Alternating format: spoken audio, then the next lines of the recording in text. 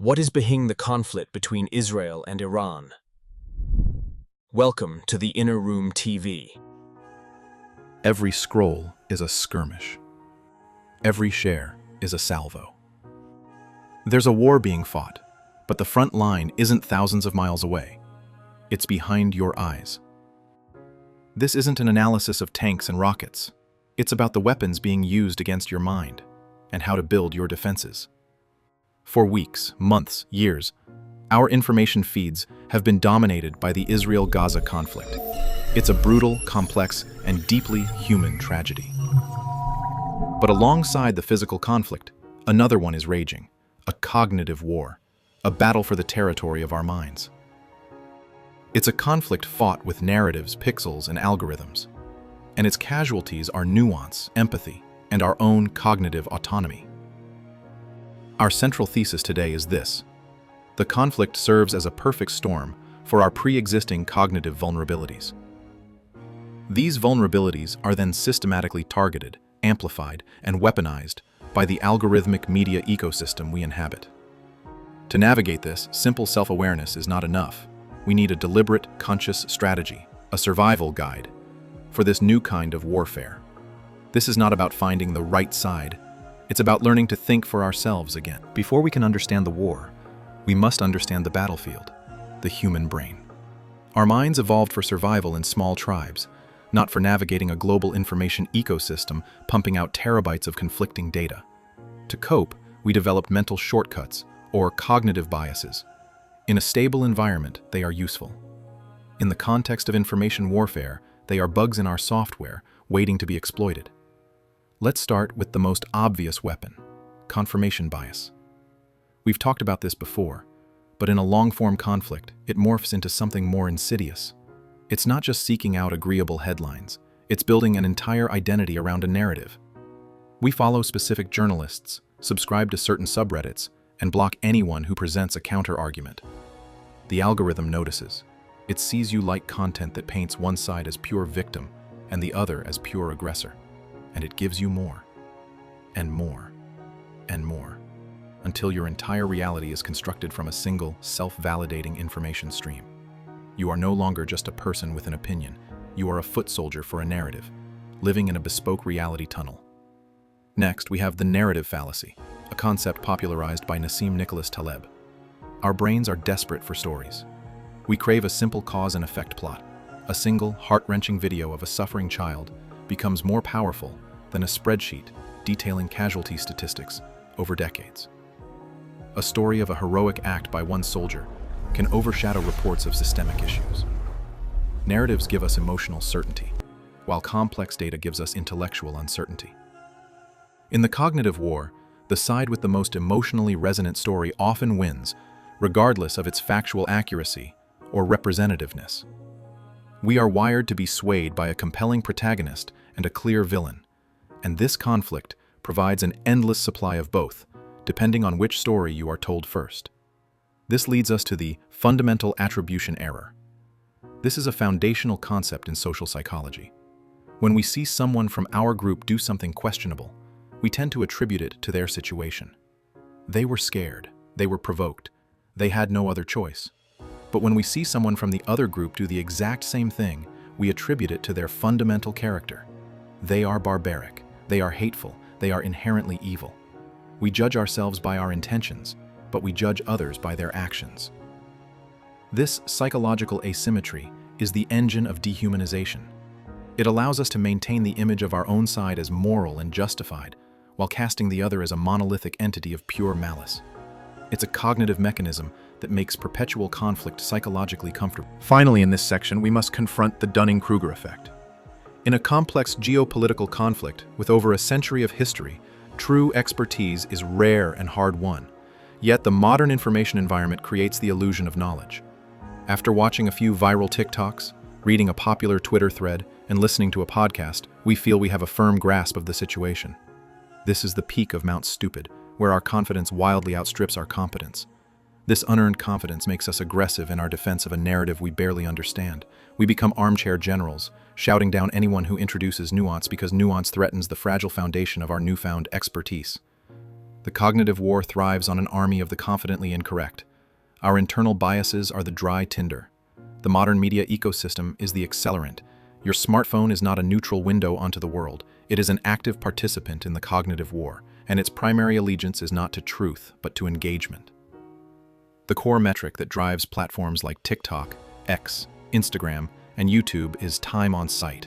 And nothing keeps our eyes glued to the screen like outrage. A calm, nuanced analysis that acknowledges the historical grievances and moral complexities on all sides is boring. It requires slow, effortful thinking. A 30-second clip of an explosion, a crying parent, or a politician making a fiery statement paired with an incendiary caption, that's pure, uncut engagement. It bypasses our rational brain and hits the amygdala directly. The algorithm learns this. It learns that outrage is profitable. It is not a conspiracy. It is the simple, brutal logic of a system designed to maximize user attention. The result is a media landscape that systematically favors the most extreme, emotional, and polarizing content, because that is what is most engaging. This is compounded by the collapse of context. A clip of a building collapsing is presented without the events that led to it. A quote from a leader is shared without the rest of the speech. A historical map is shown without the 10 other maps that show the land changing hands over centuries. Short-form video is particularly corrosive here. It decontextualizes reality into bite-sized, emotionally potent moments. We are shown the what, but rarely the why, the how, or the before. Without context, we cannot have understanding. We can only have reaction. And reaction is the fuel of cognitive war. This creates parallel realities. There is no longer a shared public square where we debate a common set of facts. You and your neighbor can both be following the conflict, but you are inhabiting completely different informational worlds.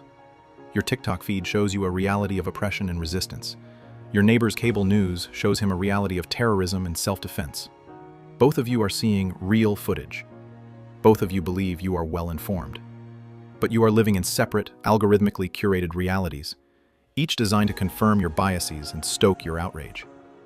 When you finally talk to each other, it's not a disagreement. It's a collision of parallel universes. There is no common ground from which to even begin a conversation. This is the ultimate victory of cognitive warfare, the complete destruction of a shared reality. So are we doomed? Are we simply puppets of our biases and the algorithms that exploit them? No. Acknowledging the existence of the cognitive war is the first step toward fighting back. It requires moving from passive consumption to active, strategic engagement. This is your survival guide. Strategy 1. Practice epistemic humility. This is the foundational principle. Epistemic humility is a fancy term for a simple idea, acknowledging the limits of your own knowledge. It's the courage to say 3 of the most powerful words in the English language. I don't know. Before you form an opinion, before you share that post, ask yourself, what part of this history do I not know? Whose perspective am I missing? What are the strongest arguments against my current position? This isn't a call for apathy, it's a call for intellectual honesty. It's the antidote to the Dunning-Kruger effect. Strategy 2. Introduce intentional friction. Our digital environment is designed for frictionless reaction. To reclaim your autonomy, you must intentionally introduce friction. Implement a 24-hour rule. If a piece of content makes you feel intense anger or outrage, you are forbidden from sharing or commenting on it for 24 hours. This creates a cooling-off period, allowing your rational brain to catch up with your emotional brain. Unfollow accounts that exclusively post inflammatory content, even if you agree with them. Force yourself to type out a news site's URL instead of just clicking on whatever the algorithm serves you. Make thinking a deliberate act, not an automatic reaction. Strategy 3. Conduct a narrative supply chain audit. Where does your information come from? Don't just look at the final news outlet, look at their sources. Who filmed the video? Who is the expert being quoted? What is their affiliation? Is the source a government body, an independent journalist, an activist group? Understanding the supply chain of a narrative doesn't automatically invalidate it, but it gives you crucial context about its potential biases and motivations. Treat information like food. You should know where it comes from before you consume it. Strategy 4. Seek out high-effort formats. The cognitive war thrives on low-effort content. To combat it, you must actively seek out high-effort formats. This means reading books from historians on all sides of the issue, It means reading long-form journalistic articles from reputable, established sources that invest in deep reporting. It means watching feature-length documentaries instead of 30-second clips. This content is often less emotionally satisfying because it's filled with nuance, complexity, and ambiguity, the very things the algorithm tries to filter out. It takes more work, but it's the only way to build a foundation of true knowledge instead of a scaffolding of fleeting outrage. Strategy 5. Humanize. Often don't idealize. It's easy to fall into the trap of idealizing one side as perfect victims and demonizing the other. The reality is that this conflict involves human beings with all their complexities, contradictions, and flaws on all sides. Seek out art, poetry, music, and personal blogs from individuals, not just political statements from groups.